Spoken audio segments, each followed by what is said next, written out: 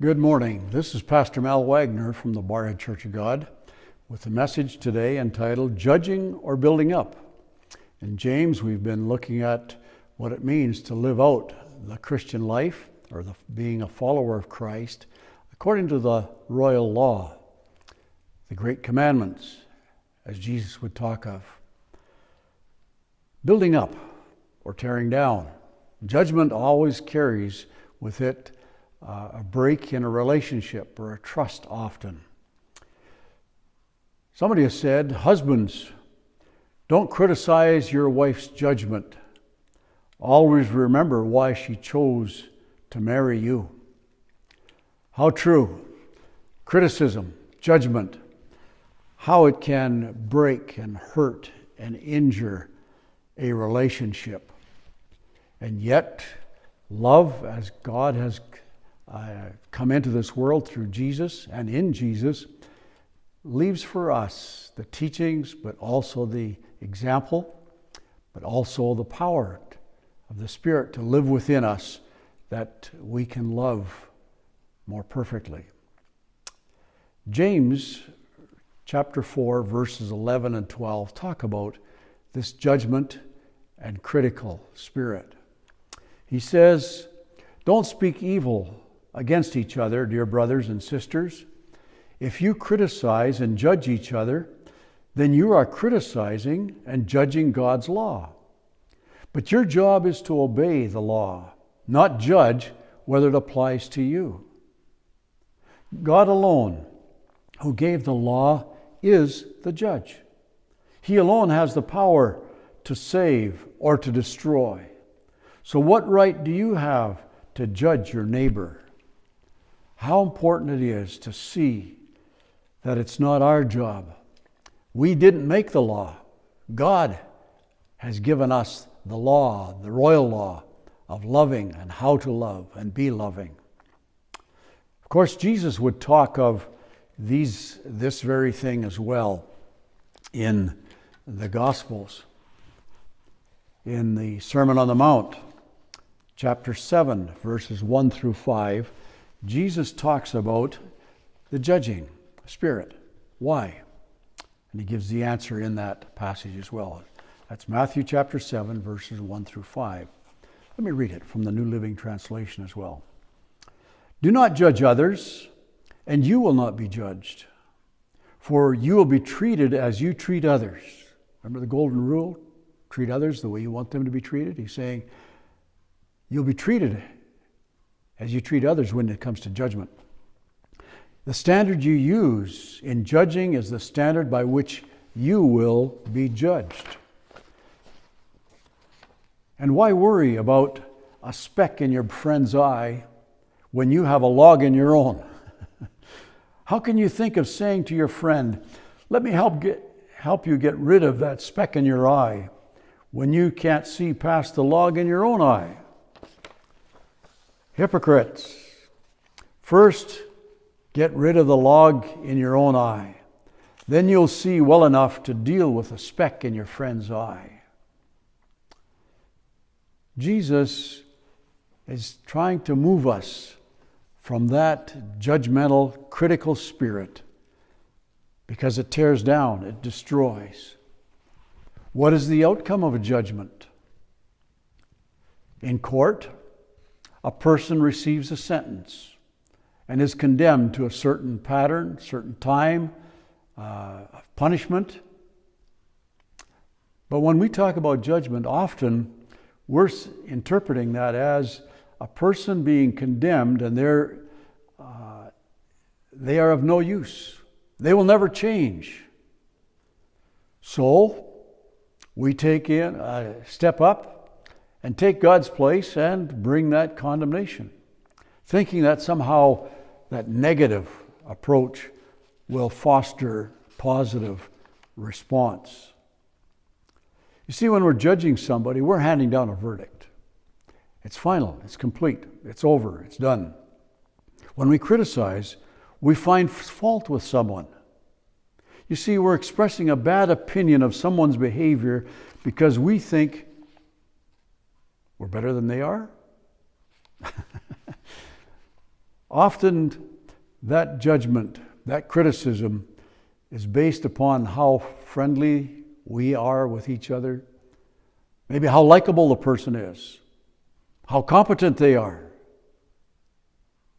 But really, we're called to love and to build up one another. How do we do that? We'll come to that. Criticizing. We're attempting to make something or someone better because of criticism. Criticism is often hurtful. It can be deliberate. It can be unintentional. But often it does not have the desired outcome we wish to have. You see, it uses a negative to motivate. I don't know about you, but negative doesn't always motivate. It leads to defeat. Why even try? Trying to be proactive in helping, loving somebody. You see, criticism focuses on the problem, not the solution or the direction to overcome the problem or issue. See, that's where we want to go. What are the effects of judging others, criticizing them? Isolation, breaking relationships, trust, being shamed, somebody feeling shamed for their fault, even being misunderstood. Isn't that why there's that saying, walk a mile in my shoes and you'll understand better? There's a demeaning spirit about judgment and criticism. Yeah, not only feeling condemned in that broken relationship, but also feeling incompetent. We're jumping to conclusions. We don't know the full picture. We don't know all the deals. You see, there's little or no grace or mercy extended when there's judgment and condemnation and criticism. Someone has said, judgment and criticism often come from a place of fear. Fear within the one that is being judgmental, being critical. Fear that they aren't going to be able to be all they can be. But they went on to say, choose courage instead. Courage to extend grace. You know, there's something about that. It takes a lot of courage. Seems like we're overlooking that fault. But no, that's not the point. Really, we're called to be Jesus followers. We're to speak the truth in love. Oh, how we can justify that. Well, I do love them, but they need to hear this. Do they? Or do they need to experience mercy and grace of a fellow believer, one who's journeyed with them? How did Jesus do that? Jesus looked at the heart, not just at the actions, but at the heart. In Luke chapter 22, one that in this series I've referenced before, it's Peter. It's the Last Supper. Jesus is there, and he's looking at those 12 men, knowing that obviously he's going to be betrayed by one of them, but also denied by the other 11. And he says to Peter, Simon, Simon, Satan is asked to sift you like wheat. But I have pleaded in prayer for you, Simon, that your faith should not fail. So when you have repented and turned to me again, strengthen your brothers. Do you see what Jesus was saying? He says, yes, you'll deny me, but I have prayed for you, pleaded for you, that your faith will not fail. It did. But that wasn't Jesus' prayer. Okay, Peter, yeah, I'll see you the other side, But he also goes to the other side. And when you have repented, see, repentance is part of that. Yes, he had done wrong. You will, or when you've repented and turned to me again. Coming back. Peter, you're going to come back. Simon, you won't be stuck there. You'll be coming back. And when you have, from that experience, that part of your journey that was heartbreaking, heartrending, almost destroyed you, strengthen your brothers. You see the heart that Jesus was seeing in Peter? That guy that blew apart at times, off the cuff, said whatever he thought, whatever he did, just previously to that. I'll never deny you. In fact, even in the next part of the chapter, I'll never deny you, Jesus. Peter. How did Jesus deal with the Pharisees? Over in Matthew 12, where the Pharisees were always looking to set a trap for Jesus. It was the Sabbath day.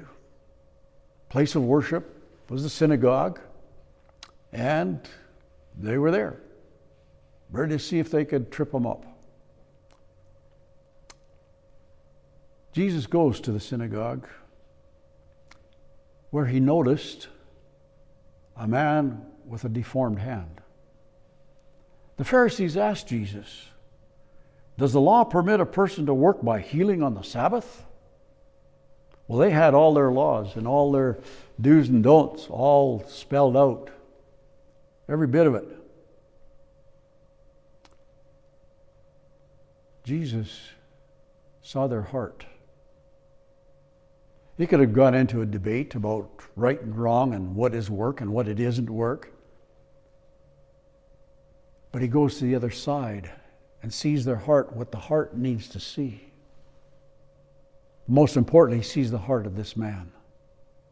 You see, in that society, that man was less of a person because of the deformity. He wasn't a real man. He was deformed. And he would always be on the fringe. He'd always be on the side of things. Jesus saw his heart and the ache and the longing, not to be condemned, but to be loved. And so the question comes, does the law permit a person to work by healing? And Jesus comes with this answer. He knew they had practiced it. They lived by it. He gives them this picture, because it was part of the law too. If you had a sheep that fell into a well on the Sabbath, wouldn't you work to pull it out? New Living says, wouldn't you work? Uses that word. Of course you would. Of course they would. They would say, yes, of course you do. Jesus goes to the heart of the issue. And how much more valuable is a person than a sheep? Yes, the law permits a person to do good on a Sabbath. Not just work, but good. Something that lifts up somebody, builds somebody up, gives them a new beginning. And right in front of him, as soon as he'd said that, the law permits a person to do good work, he says to the man, hold out your hand. Held it out. And it was restored, just like his other good one. You see, we can go through the scriptures. There's condemnation. There's judgment upon those actions, those behaviors, those beliefs that the Pharisees had. But he didn't debate that. He took what they knew, what was already in their heart that had been lost and covered up and hidden, and brought it out into the light, that they could see God's love, His mercy on the Sabbath that would work to heal, to make a person new. I would challenge you, look in the Gospels, in the Bible for that matter, that God would or Jesus had with other people. when he looked at the heart before passing judgment. You see, he was preoccupied with the solution. What would make things right? What would take a person closer to God, one step closer to God? He wasn't being critical. Well, they felt that. They felt the sting. Because in the verse it says, then they plotted to how they're going to kill him. They felt that judgment. Yes, they did. But what was the judgment? They knew what the judgment was because they failed to love God and not carry out God's command. Nelson Mandela, the man from South Africa, the great leader that was imprisoned for years because of the apartheid in South Africa, would say, do not judge me by my successes. Judge me by how many times I fell down and got back up again. You see, sometimes when we judge and criticize, where has that person been? What is their journey like? What have they experienced? We see the outward thing, or they don't come to church, or they don't do this or that, they don't behave, they don't love, they don't whatever. It's easy to pick up on that and nail them for that. But what's behind? What about that ache in the heart because they can't find new health and strength? They can't find the peace of God. They haven't met Jesus and His mercy. You see, that's what Jesus comes along to do. We might fall down, and we do fall down. But did we get back up? Yes, we can applaud Nelson Mandela for coming out of prison without that bitter spirit and that pain. But a man who helped to reshape and set South Africa on a new foothold. But that which still today is struggling with. You see, we can point the finger at someone. We can point. This. Pick anything, about anybody. Yourself. When you look at it, what do you see on the inside? 3 fingers pointing backwards. 1 there, but 3 there. Isn't that what Jesus meant when He said, treat others the way you want to be treated? Remember, before you pass judgment, before you criticize, look at yourself. Micah, the Old Testament prophet, brings it right around to where we live today too. Micah 6:8. The Lord has told you what is good. And this is what He requires of you. Get that? He requires that you and I do what is right. We look after our own doorstep. You and I are to love mercy, not love the law. The law kills. It's the Spirit that gives life. And mercy comes through that Spirit and by that Spirit of God. And you and I are to walk humbly with our God. You see, our example of doing what is right, living by and living out the royal law, forgiving others as Christ has forgiven us, remembering those 3 fingers, what I've been forgiven already.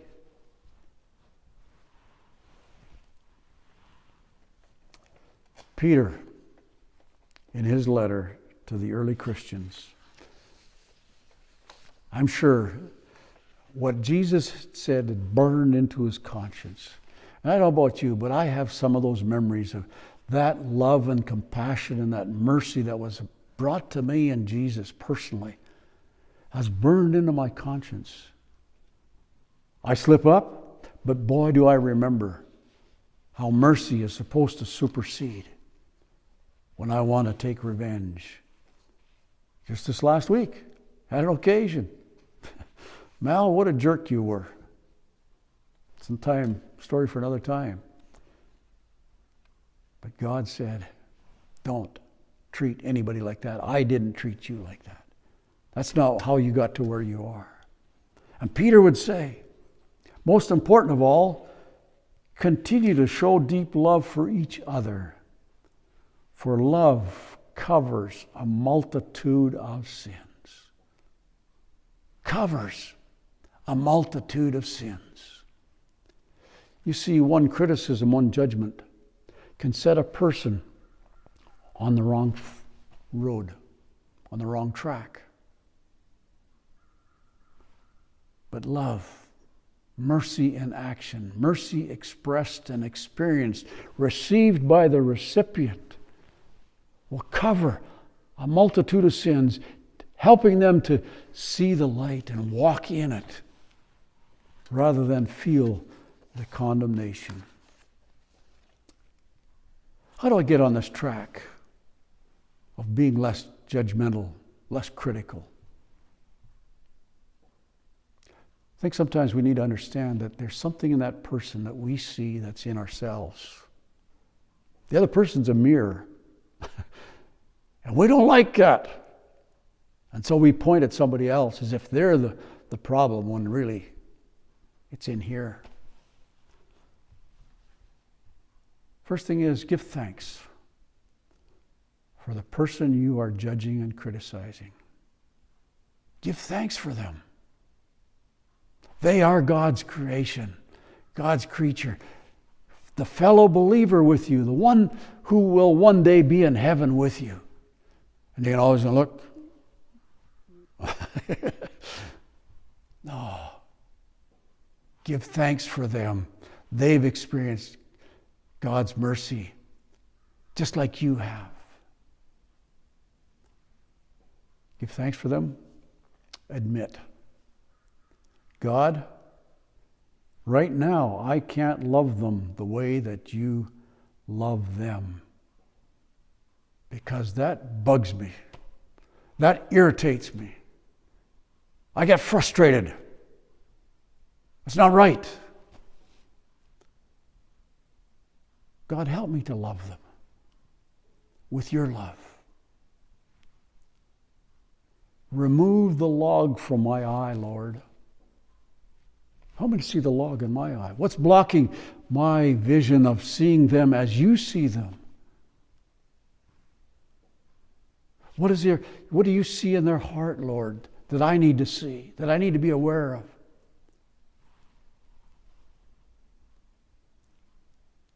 Look at their heart. Where is it? Oh, they may have been responding out of spite to you because they've kind of read your body language, my body language. You know how I kind of avoid them? Or maybe don't have a smile always when I talk to them? Or whatever it is. The body language tells them whether we have that relationship.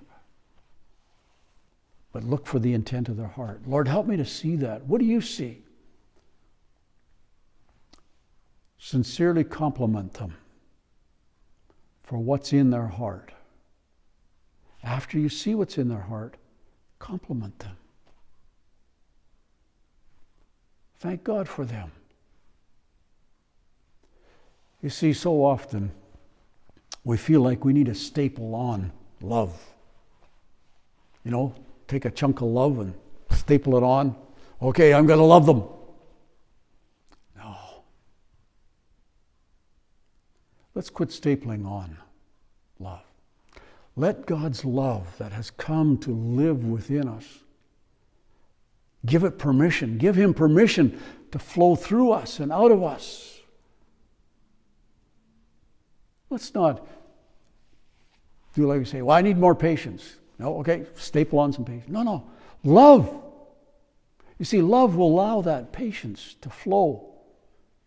Love will allow that kindness to be evident. There'll be a gentleness. There'll be a self-control. The royal law, loving others as Christ loved me and forgave me. Or as James so often calls it the wisdom of God. The wisdom of God. Because it is a work of God's Spirit in us, through us, and out into the relationships one with another. I pray this has helped you to understand and see where that love, God's love, comes from. Not something we stick on and we decide we're going to do. But it's God's love that we're choosing and admitting we need it. We can't love the way He does. We can't see who He sees. So God, thank You for Your mercy that You come to us in a time like this. That we don't need to be judgmental. Remove that spirit of criticism. That we can be free and building up relationships one with another. That Your people will bless our communities, will bless our families, will bless this church family. Thank You, Father, for pouring out Your love into our hearts. So may we honor You in all that we do, all that we say, and all that we strive for. Amen. God bless you as you live a new life with His Spirit.